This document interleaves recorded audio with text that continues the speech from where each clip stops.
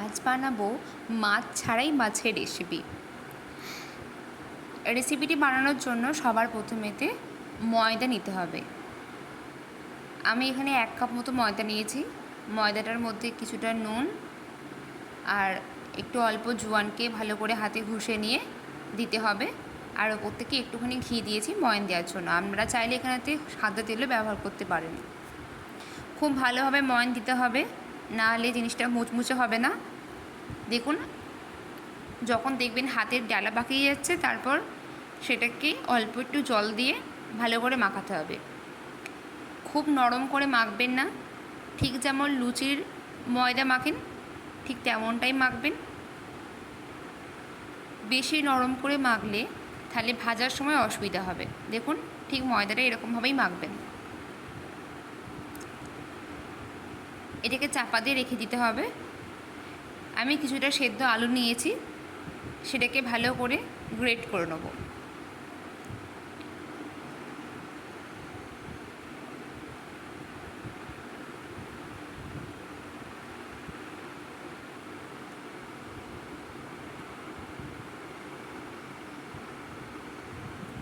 আলুর পরিমাপটা পুরো আপনাদের উপর, আপনারা যেমন দেবেন আলুর ভেতরটা পুর তেমন আলু ব্যবহার করবেন।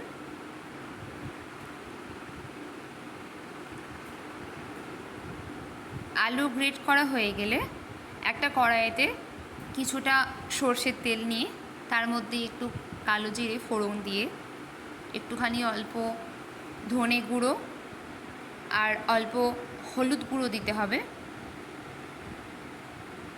দেওয়ার পর মশলাটা ভালো করে কষিয়ে নিয়ে ওপর থেকে আলুটা দিতে হবে, আর তার মধ্যে একটুখানি অল্প লঙ্কা গুঁড়ো দিতে পারেন। যতটা ঝাল খাবেন ততটা লঙ্কা গুঁড়ো ব্যবহার করবেন। আলুটা দিয়ে ভালো করে আলুটা কষাতে হবে।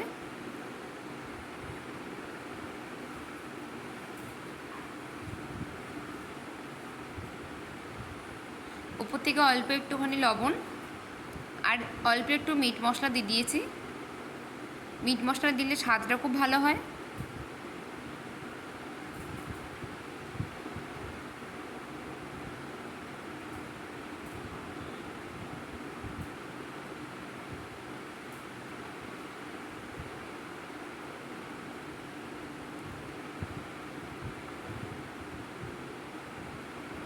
দেখুন, আমার আলুর পুর একদম তৈরি। এবার ময়দাটা বেলে নেব। কিছুটা ময়দা নিয়েছি, উপর থেকে অল্প একটু ময়দা ছড়িয়ে ভালো করে বেলতে হবে। খুব একটা শক্ত করে বেলবেন না, একটু হালকা পাতলা করে বেলবেন।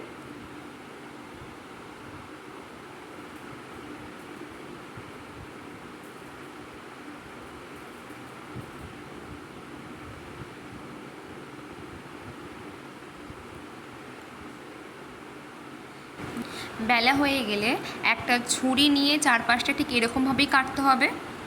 দেখুন কেমনভাবে কাটছি আমি, আপনারা ঠিক এরকমভাবেই কাটবেন।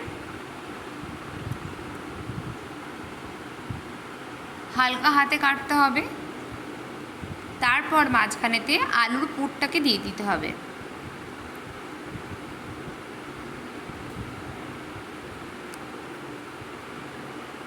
আলুর পুরটা দিয়ে দেওয়ার পর একটার পর একটা আলগা হাতে চেপে চেপে মুড় দিতে হবে।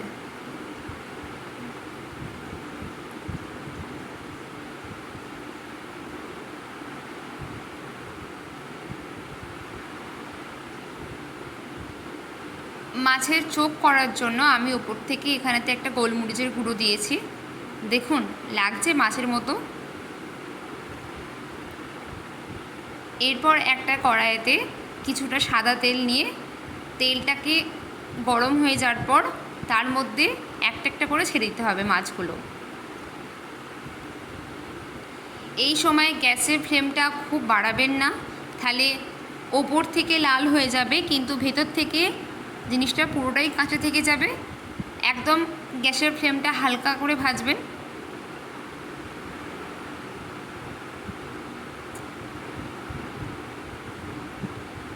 এক পিঠ হয়ে যাওয়ার পর আরেক পিঠ উল্টে দিতে হবে।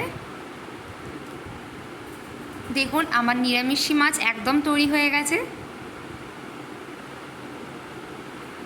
আপনারা বাড়িতে অবশ্যই একবার বানিয়ে খাবেন, খেতে খুব ভালো হয়, খুব মুচমুচে হয় জিনিসটা। একবার বাড়িতে অবশ্যই বানাবেন। আমার ভিডিওটি ভালো লাগলে অবশ্যই like, comment, share and subscribe করে দেবেন। ততক্ষণ ভালো থাকবেন, সুস্থ থাকবেন, সকলকে ভালো রাখবেন। ধন্যবাদ।